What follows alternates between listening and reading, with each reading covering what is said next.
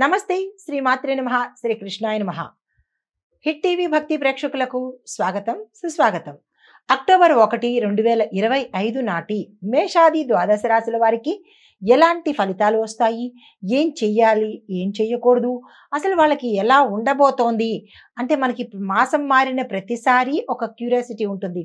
ఈ నెలలో సరిగా లేదు కదా, వచ్చే నెలలోనైనా బాగుంటుందా అనే అంశాలు తెలుసుకోవాలని ప్రతి ఒక్కళ్ళకి అనిపిస్తుంది కదా. అలాగే మనం ఇప్పుడు అక్టోబర్లోకి ఎంటర్ అయిపోయాము. అక్టోబర్ 1వ తారీఖు మంగళవారం నాటి ఫలితాలు, గ్రహస్థితులు, వాటి యొక్క ఫలితాలు ఎలా ఉంటాయంటే కనుక, గ్రహస్థితులు సూర్యుడు కన్యా రాశిలోను, చంద్రుడు కుంభరాశిలోను, కుజుడు కర్కాటక రాశిలోను, బుధుడు సింహరాశిలోను, గురుడు మిథున రాశిలోను, శుక్రుడు కన్యా రాశిలోను, శని భగవానుడు వక్రగతిలో మీనరాశిలోను సంచారం చేస్తున్నాడు. అయితే రాహు మీనంలోను, రాహువు కూడా మీనంలోను, కేతు కన్యాలోను సంచారం చేస్తున్నారు. అయితే ఈ సంచార ఫలితాలు మేషాది ద్వాదశ రాశుల వారికి ఎలా ఉండబోతోంది? తదుపరి రాశి మకర రాశి. ఈ రాశి వారికి ఆర్థిక లాభాలు పెరగడంతో పాటు కొత్త ఆదాయ మార్గాలు కూడా ఏర్పడే అవకాశం కనబడుతోంది. వ్యాపారంలో కొత్త ఒప్పందాలు లాభాలు తెచ్చిపెడతాయి. దీంతో పాటు ఉద్యోగంలో ఉన్న వారికి ప్రమోషన్స్ వచ్చే అవకాశాలు, ప్యాకేజీ పెరగడము, స్థాన చలనాలు కూడా గోచరిస్తున్నాయి. కుటుంబంలో శుభవార్త వింటారు. శుభవార్తలకు సంబంధించినటువంటి శుభ కార్యాలు కూడా చేస్తారు. దీంతో పాటు ఆకస్మికంగా భూమి కానీ వస్తువు కానీ మీ పెద్దల దగ్గర నుంచి వచ్చే ఏదైనా ఆస్తి కలిసి వచ్చేందుకు అవకాశాలు సూచనప్రాయంగా కనిపిస్తున్నాయి. ఆరోగ్యం మెరుగ్గా ఉంటుంది. మీకు చెప్పదగిన పరిహారము కుబేరుణ్ణి పూజించడంతో పాటు మీ యథాశక్తి బియ్యాన్ని దానంగా ఇచ్చినట్టయితే కనుక మరిన్ని మంచి ఫలితాలు పొందే అవకాశం ఉంది. తదుపరి రాశి కుంభరాశి.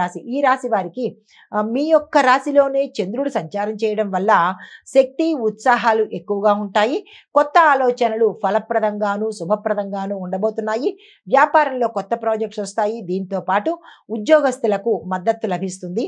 రాజకీయ నాయకులకు గౌరవంతో పాటు స్థాన చలనాలు గోచరిస్తున్నాయి. కుటుంబంలో సంతోషంగా ఉండబోతున్నారు. శుభకార్యాలకు సంబంధించిన నిర్ణయాలు కానీ లేదంటే చర్చలు కానీ జరిపేందుకు అవకాశాలు గోచరిస్తున్నాయి. మీకు చెప్పదగిన పరిహారము శని భగవానుడికి నవగ్రహ ఆలయంలో నువ్వులతో దీపం పెట్టడం కానీ, లేదా నువ్వులను అభిషేకం చేయడం కానీ, లేదా నువ్వులను దానంగా ఇవ్వడం కానీ, ఈ మూడింటిలో మీకు ఏది అవకాశం ఉంటుందో ఆ పరిహారం చేసుకుని స్వామివారికి నల్ల నువ్వులతో దీపాన్ని పెట్టడంతో పాటు నల్ల బట్టలను కూడా దానంగా ఇచ్చినట్టయితే కనుక మరిన్ని మంచి ఫలితాలు పొందే అవకాశం ఉంది. తదుపరి రాశి మీనరాశి. ఈ రాశి వారికి వ్యయస్థానంలో శని భగవానుడు సంచరించడం వల్ల ఖర్చులు విపరీతంగా పెరిగేందుకు అవకాశాలు చాలా ఎక్కువ కనబడుతున్నాయి. 100% ఖర్చులు పెరుగుతాయి. అది ఏ రకంగా అనేది మీ మీ యొక్క కుటుంబ నేపథ్యాన్ని బట్టి ఉంటుంది. ఆర్థికంగా జాగ్రత్తగా ఉండాలి. మోసపోయేందుకు కానీ నష్టపోయేందుకు కానీ అవకాశాలు మెండుగా కనిపిస్తున్నాయి. ఉద్యోగంలో అనుకోని ఆటంకాలు, అడ్డంకులు, కొంతమంది మానివేస్తాము అన్న మైండ్ సెట్ కూడా వచ్చేసేందుకు సూచనలు కనిపిస్తున్నాయి.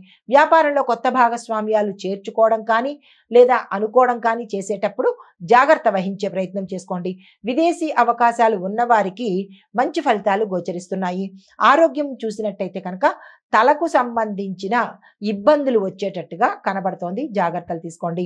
మీకు చెప్పదగిన పరిహారము దత్తాత్రేయ స్వామి వారిని పూజించడంతో పాటు స్వామివారి యొక్క ఆలయ దర్శనం చేసుకుని అక్కడ అన్నదానము మీ యథాశక్తి చేసుకున్నట్టయితే కనుక గ్రహచార రీత్యా కానీ గోచార రీత్యా కానీ ఏమైనా ఇబ్బందులు ఉంటే తొలగిపోయి మంచి ఫలితాలు పొందేందుకు అవకాశం కనబడుతోంది. నమస్తే.